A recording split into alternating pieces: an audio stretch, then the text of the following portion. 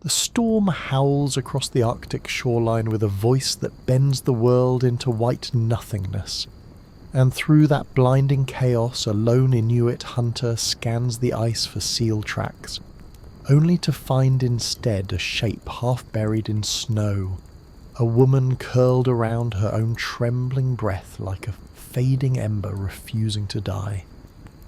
He kneels beside her, brushing frost from her cheeks, startled to see foreign features beneath the ice crust, her clothing torn by waves and wind. She has clearly come from a ship wrecked offshore, one of the trading vessels rumoured to vanish in sudden Arctic storms without leaving survivors. When she stirs faintly, reaching toward the warmth of his hand, something unspoken moves in his chest, a flicker of instinct older than winter itself, and he gathers her gently, lifting her against him as the gale roars like a living beast, hungry for what little heat she has left. Before we go deeper, because this story will bruise your heart in the gentlest way, take a moment to like the video and subscribe, but only if you genuinely enjoy what I do here.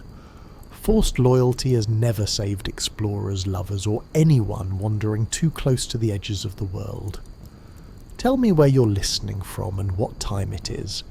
I like imagining small, glowing dots across the planet, each one catching the same story carried by different winds. Now, dim the lights, maybe let a fan hum like distant Arctic air, and settle in beside the fire with us. He carries her across drifting snow toward his winter hut, boots cracking through thin ice, breathing steady and controlled, though he can feel her weight weakening with each step. She whispers something he cannot understand, words softened by cold, yet the plea in her tone needs no translation. A historical fact cuts through his concern. Explorers who washed ashore rarely survived the first night without immediate shelter, and he knows the nearest settlement is too far. Saving her means bringing her into his home, an act some elders would call dangerous, others forbidden, all of them complicated. Inside the snow hut, he lays her beside the central seal oil lamp, its flame trembling like a frightened animal, and begins warming her limbs with careful, practiced movements, murmuring instructions she cannot possibly understand, but which comfort him as much as they might comfort her.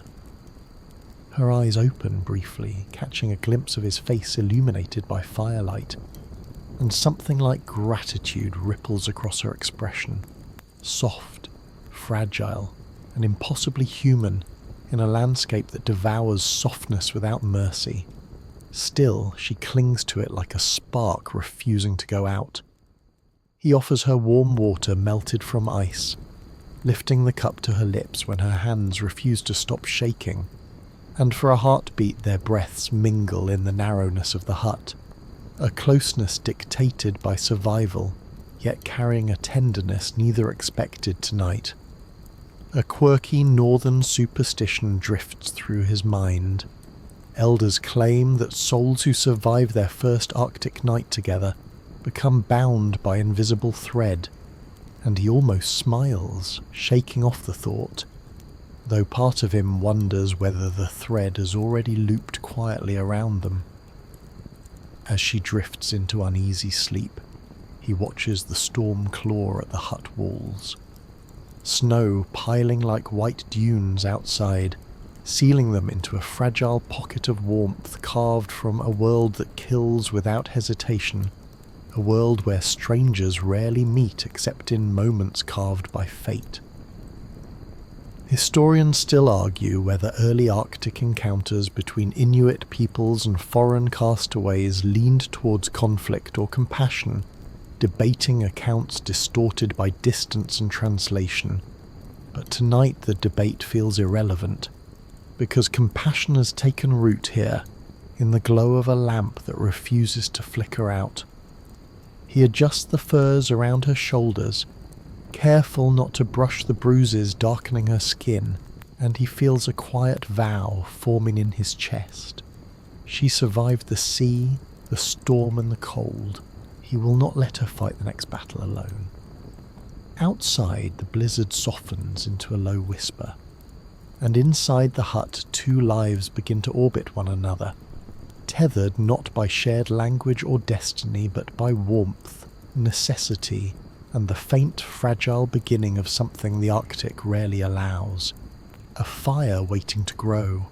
Morning creeps into the snow hut as a pale ribbon of light, barely reaching the sleeping woman whose breath now rises with steadier rhythm, and the hunter watches her stir beneath the furs, unsure why relief strikes him so sharply, as if her survival has become a thread tangled tightly with his own. When her eyes open, confusion flickers first, then recognition, and she sits up slowly, wincing as bruises awaken. He offers a gentle hand to steady her, moving with the quiet confidence of someone accustomed to healing frostbitten travellers, though he has never tended anyone from so far beyond the horizon. She tries speaking, her voice raw as cracked ice, and though he does not understand her language, he recognizes the gratitude shaping each syllable. In return, he murmurs his name, tapping his chest lightly, then pointing to her as invitation, and she manages a faint, trembling smile as she shares her own. Communication becomes a slow, patient bridge built from gestures, hands shaping meaning in the air, eyes searching for understanding, warmth forming in the spaces between words, until even their silences begin to align, like 2 drifting snowflakes finding the same wind.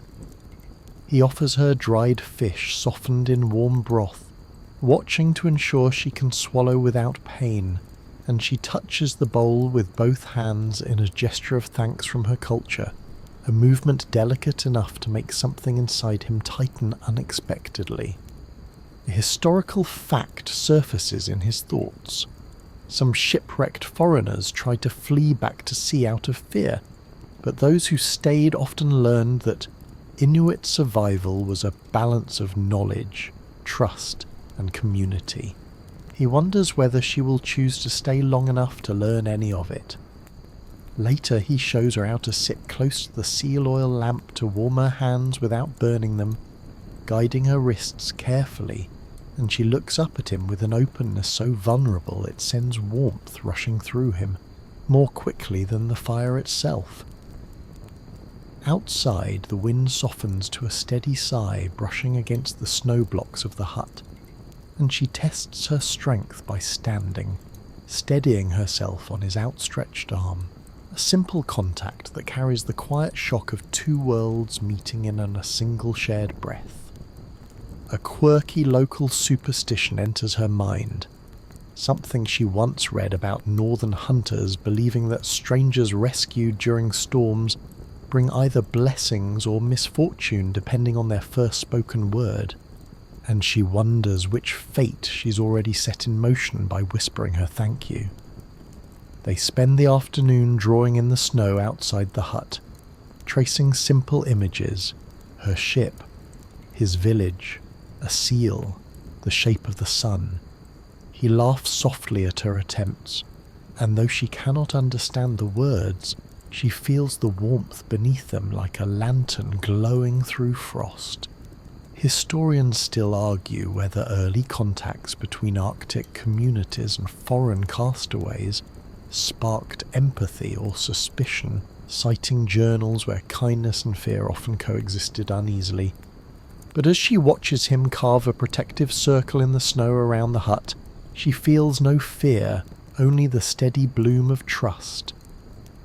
As dusk returns, painting the world in blue shadows, they sit close beneath layered furs, their shared warmth rising like a fragile sanctuary against the cold creeping across the tundra. Her head tilts toward his shoulder for just a moment, and he does not move away. She points toward the sky, marveling at the faint shimmer of the aurora, and he explains in soft syllables she cannot fully grasp, yet the tenderness in his voice wraps the meaning more clearly than vocabulary ever could. When the lamp finally dims, he adjusts the blankets around her, brushing a stray lock of hair from her forehead without thinking, and she catches his hand gently, eyes lingering just a heartbeat too long, not enough to claim anything but far too much to ignore. Long after she sleeps, he sits awake listening to the distant crackle of moving ice, and he knows with a certainty colder than the wind outside that something dangerous and beautiful has begun, something neither of their world will understand if it ever leaves this fragile shelter of snow and fire. Days later, when the storm finally clears enough for travel, the hunter guides her toward the village, nestled beside a frozen inlet, each step cracking through crusted snow. She leans on him lightly, still healing, but strong enough now to sense the wary stillness settling over the settlement as figures emerge to watch their approach. He introduces her with careful gestures, explaining where he found her, but the villagers exchange tense glances, whispering in low tones about omens, storms, and the danger of outsiders. She feels their unease curl around her like cold wind slipping under furs, sharp and immediate despite her gratitude. One hunter, broad-shouldered and sharp-eyed, steps forward with a gaze that lingers too long, first on her, then on the man who saved her, something possessive simmering beneath the surface, as if her presence threatens more than custom, stirring rivalries long buried under snow. The elders examine her torn clothing, passing judgment through murmured syllables she cannot decipher, and the hunter stands protectively beside her, shoulders angled toward the villagers with quiet defiance, refusing to let fear swallow the fragile warmth they've built inside the snow hut's sheltering walls. A historical fact surfaces in the hunter's thoughts. Outsiders were rarely welcomed without caution, for sickness and conflict sometimes followed contact, leaving entire families grieving. He understands their fear, yet watching her shrink under their stares stirs something fierce and unyielding in him. The broad-shouldered rival, known for his skill and envy, claims he saw unusual tracks near the old hunting grounds during the storm, implying danger followed her ashore. Though no one openly accuses her, their glances sharpen like knives carved from ice, their silence heavy with unspoken suspicion. She feels the shift immediately, the warmth of earlier days replaced by the brittle tension of people deciding whether she is blessing or curse, and she moves closer to the hunter instinctively, finding steadiness in the quiet certainty radiating from him. A quirky belief ripples through the crowd. Children whisper that the sea sometimes sends visitors as warnings rather than gifts, and one brave child even asks whether she carries storm spirits in her pockets. She almost laughs, then stops when adults do not. He leads her into his family's dwelling, where his sister offers a hesitant smile and a bowl of warm broth. The first kindness she's felt since arriving, still, she senses how fragile this acceptance is, balanced delicately between compassion and fear. Word spreads quickly, travelling through snow-thick air that carries stories faster than footsteps, and soon villagers gather in clusters, speaking her name with tones ranging from curiosity to resentment, drowning out the quiet certainty she'd begun to feel in the hunter's presence. Historians still argue whether early Arctic communities feared shipwrecked foreigners, more for their strangeness or for the unknown consequences they brought.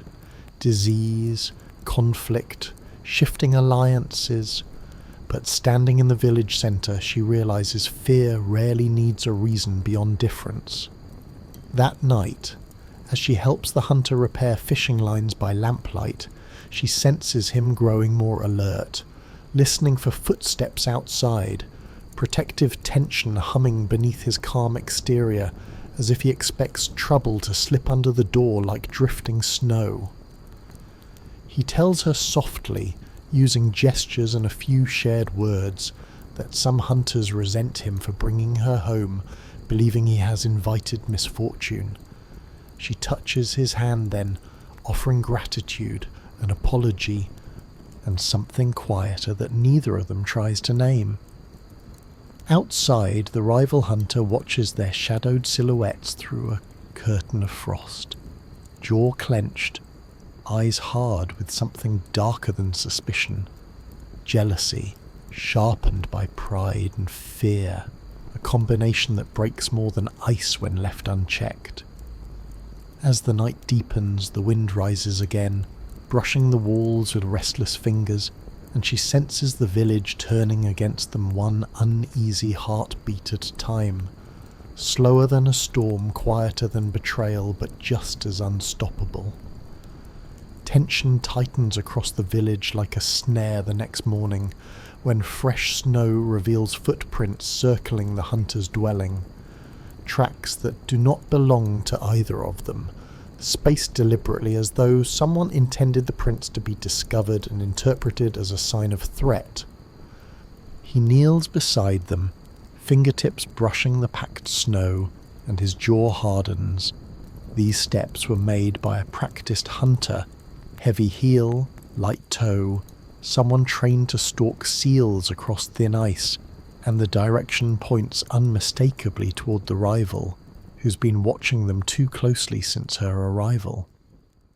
When the elders gather, the rival announces he found evidence near the inlet, broken fish traps, scattered bones, and markings he claims resemble tools from foreign ships, suggesting she's attracted danger or carries knowledge harmful to the village, a claim sharpened by fear and fueled by jealousy. The crowd murmurs uneasily, their suspicion blooming like frost across a window pane, and though the hunter stands between her and their accusations, she feels the coldness settling in their eyes, as if kindness must retreat in the face of uncertainty. A historical fact whispers at the back of her mind. Early Inuit communities depended on absolute trust during harsh winters, and even minor doubts could fracture unity, sometimes forcing families to expel those who threatened balance, real or imagined. The rival steps closer, pointing to the charm on her wrist, claiming strangers bring bad luck and that storms follow those who do not belong. The accusation is absurd, but the villagers shift nervously, clinging to superstition the way people cling to fire in darkness. She tries explaining, gesturing toward the sea, her wrecked ship, the storm. But her foreign words crumble into the wind, and even her sincerity becomes fuel for suspicion when no one understands the meaning behind her trembling hands. A quirky superstition surfaces among the elders. They believe footprints that circle a home without leading away mark a spirit unsettled by the presence inside, and though the hunter tries to argue the logic, fear grips people more tightly than reason ever does. The rival claims she must be cast out or brought before the shaman to cleanse whatever shadow she carries, and though the hunter's sister protests, her voice is swallowed by the rising wave of uncertainty sweeping through the gathered crowd. The hunter steps forward, standing firmly between her and the others, declaring with controlled fury that he found her, saved her, and will take responsibility for her fate. Words so bold they silence the murmurs, yet ignite a deeper resentment in the rival's stare. Historians still argue whether cultural clashes in early Arctic encounters arose from danger or from misunderstanding. But watching fear twist their faces, she realizes misunderstanding can become its own form of danger when left to grow unchecked. When the elders demand they both accompany them to the shaman's ridge at dusk, the hunter nods outwardly in agreement but squeezes her hand with hidden warning, urging her to stay close, to read each step as if the ground beneath them might shift without notice. As villagers disperse, whispers trail behind them like drifting snow, soft, cold, impossible to contain, and she feels the gap between belonging and exile widening with every breath. The rival lingers last, eyes locked on the hunter, a thin smile slicing across his face, promising trouble that the Arctic itself cannot weather away. Jealousy has found its fuel, and now it hunts. Returning inside, the hunter braces the door against the wind, then kneels before her, voice low and steady as he says with utmost certainty, they must leave tonight, before fear transforms into something the ice cannot forgive. They leave under a veil of weak twilight, slipping between snow-laden huts while the village settles into uneasy silence, the hunter guiding her toward the inlet where ice groans softly. He moves fast but quiet, knowing that winter ears carry sound far, and that fear, once stirred, runs quicker than any man across frozen ground. At the edge of the shore, he pauses to cut a small sled free, explaining with gestures that elders once fled across this very route during famines, a historical fact she clings to as proof that escape has precedent even here, where tradition often feels heavier than the snow pressing down on the ice. They push out onto the bay, the surface creaking beneath their boots like old timber, and she feels terror coil tight as the dark water murmurs below. He reads the ice by colour and sound, choosing paths others miss, an art passed down through winters that punished arrogance without mercy. Behind them, a shout fractures the quiet, then another, and torchlight flickers at the village edge.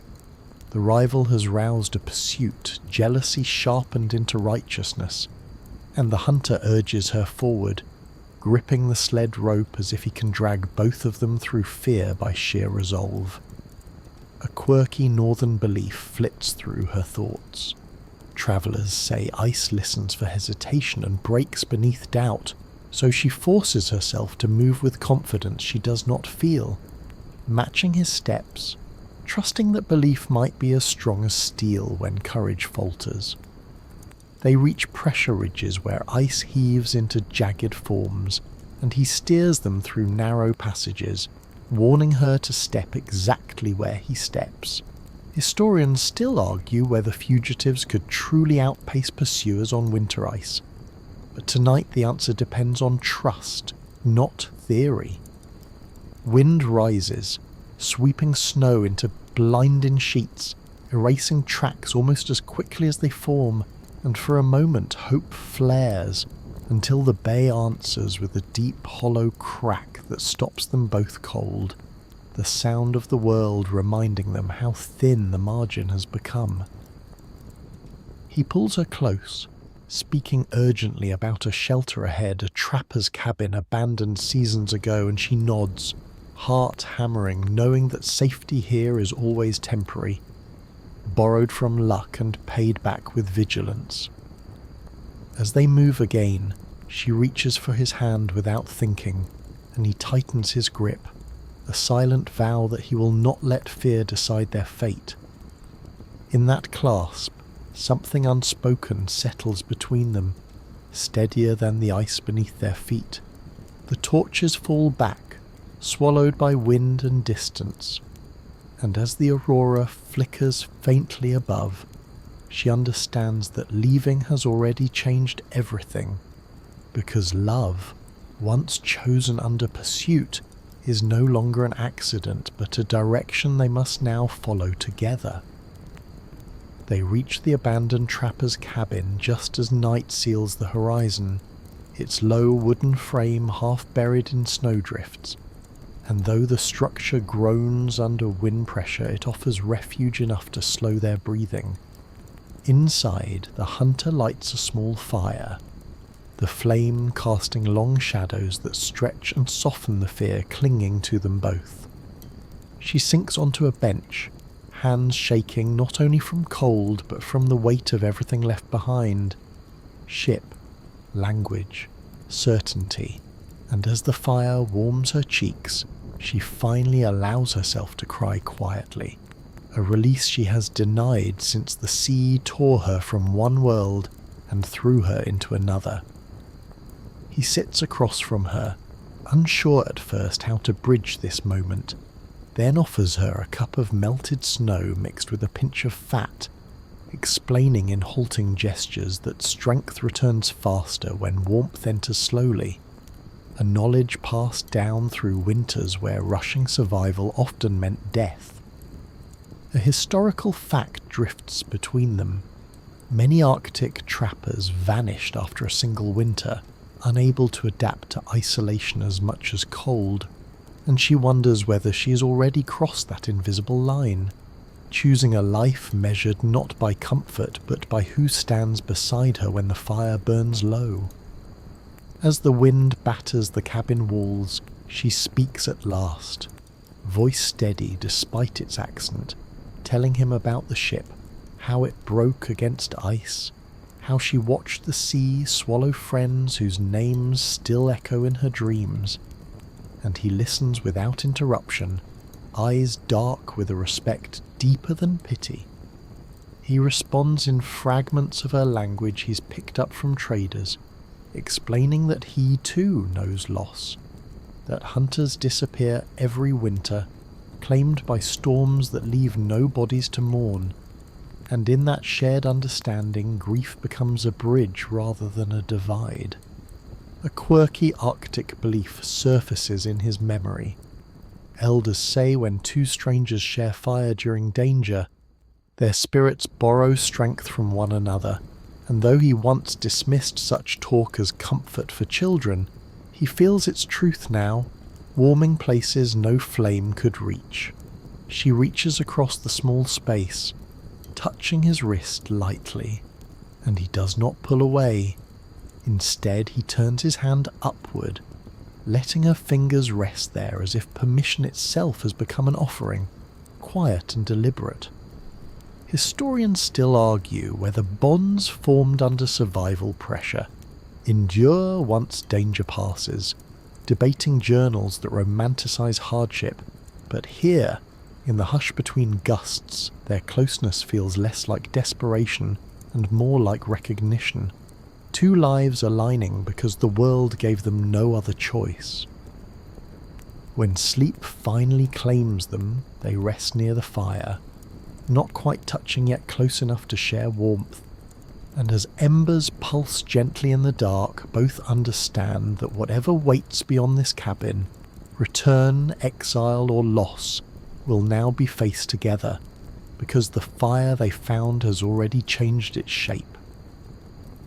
Morning arrives thin and pale, barely warming the frost-glazed cabin walls, and the hunter wakes first, instinct prickling before thought. Outside, the snow lies too smooth, too recently disturbed, and his chest tightens with the certainty that the pursuit did not end at the bay, only slowed long enough to gather resolve. He steps outside, scanning the ice field beyond the trees, and there, faint but unmistakable, are tracks pressed deep with urgency, confirming his fear.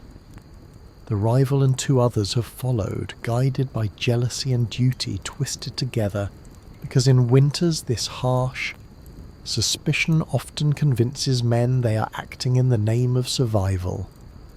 A historical truth hums beneath the moment.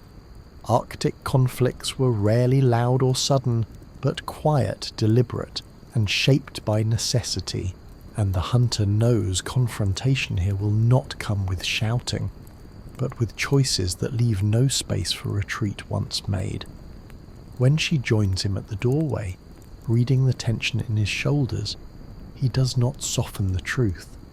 He shows her the tracks, explaining slowly that the men will not stop, because turning back now would mean admitting fear was misplaced, and pride in the north freezes harder than water ever could. She listens, then surprises him by standing straighter, saying she will not hide or run again without understanding the cost.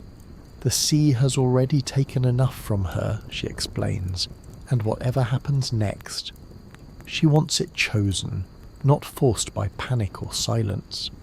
A quirky belief stirs in her memory from a trader's tale, that the aurora appears brightest when people make irreversible choices, as if the sky itself pauses to witness decisions that will echo beyond a single lifetime, and she glances upward, half expecting colour to bloom even in daylight. They pack quickly, sharing bread and dried meat in efficient silence, but when he pauses, she reaches for his face, touching his cheek with a gentle certainty. Words fail, yet the meaning settles clearly between them. This is no longer rescue or coincidence, but devotion shaped quietly by fire and flight. Historians still argue whether love formed across cultures survived beyond first contact, pointing to records that end abruptly or soften uncomfortable truths, but standing beside her now, the hunter feels something solid and present, not a story others will frame, but a truth he chooses to stand within. As they step away from the cabin, wind carrying distant voices across the ice, he takes her hand openly for the first time, no longer hiding the bond fear tried to shame. If confrontation comes, it will meet them joined, not divided by doubt or secrecy. Behind them, smoke from the dying fire curls briefly into the sky, a thin signal of warmth fading into cold air, and she knows that whatever the end of this journey holds, return, exile, or loss, the fire they found will not vanish. It has already learned how to move with them. They reach the fractured edge of the ice shelf by late afternoon, where the frozen world thins into dangerous blue seams and the hunter slows instinctively, reading the surface like a living map. Behind them, voices carry clearer now, the pursuit close enough that hesitation could cost more than courage ever will. He explains with urgency that the ice ahead may not hold two bodies moving together, and she understands at once what he is not saying, that survival here often demands cruel arithmetic, and the realization presses against her chest heavier than the cold, heavier than the sea that already tried to claim her once. A historical fact flickers through his mind. Elders taught that ice near moving currents fractures silently before it breaks, betraying those who trust its stillness, and he knows this crossing must be deliberate, precise, and perhaps incomplete if either of them is to live beyond this narrowing moment. The aurora begins to rise faintly even before night fully falls, green threads trembling across the sky. And she remembers a quirky tale from sailors that northern lights appear brightest when someone is about to be remembered rather than saved, and the thought settles over her with an eerie calm. She turns to him then, voice steady despite the ache behind it, and tells him she will go no farther. If the ice fails, it should fail under one set of footsteps, not two, and before he can protest, she presses his hand to her chest, urging him to remember her warmth, not her ending. Historians still argue whether tragic love stories in the Arctic were shaped more by environment or by choice, debating accounts where sacrifice blurs into inevitability. But standing here, he knows this is neither accident nor myth. It is a decision carved carefully against terror and time. The shouts behind them grow closer, and she steps back toward the weaker ice, meeting his eyes one last time with a softness that steals his breath, because there is no fear there now, only gratitude for the fire they shared and the life it briefly allowed her to feel again. He reaches for her, torn apart by instinct and respect, but she shakes her head gently, already retreating, and when the ice groans beneath her weight, the sound is not sudden but mournful, as if the land itself recognizes the cost being paid on its behalf. When the shelf finally gives way, it happens quietly, her figure slipping into mist and dark water swallowed instantly by drifting snow, leaving no cry, no struggle, only the echo of her name carried once on the wind before silence folds over the fracture like a closing eye. He stands alone beneath the aurora, the pursuit halted in stunned distance, and though grief hollows him deeper than cold ever could, he knows the fire she found in him will not fade. It will move forward, carrying her memory across ice, seasons, and every winter yet to come. Night settles gently now, loosening its grip across the frozen world as though the land itself has grown tired of watching loss repeat.